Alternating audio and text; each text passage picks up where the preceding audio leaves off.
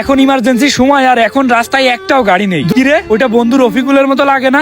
এই বন্ধু রফিকুল, দাঁড়া দাঁড়া দাঁড়া। কিরে বেটা, কি হয়েছে? তুই রাস্তার মাঝে দাঁড় করাইলি কেন? আরে বন্ধু আর বলিস না, আমার ইমার্জেন্সি একটু হাসপাতালে যাওয়া লাগবে। হসপিটালে যাওয়া লাগবে কেন?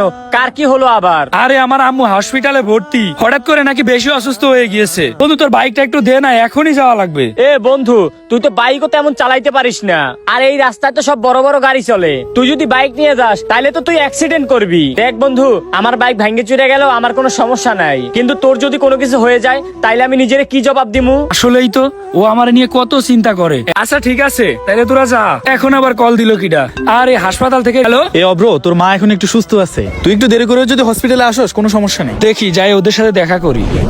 তোদের আসতে এত দেরি হলো কেন? আরে আর বলিস না, একটা বন্ধু আসছিল, ওর মা নাকি অসুস্থ, ওর একটু হাসপাতাল দিয়ে আসতে, কিন্তু আমরা দিয়ে আসি নাই। তো দিয়ে আসলি না কেন? দূর বেটা, আমার বাইকের কি মূল্য নাই? আর আমি কি মাল খাওয়া থুয়ে ওরে দিয়ে আসবো?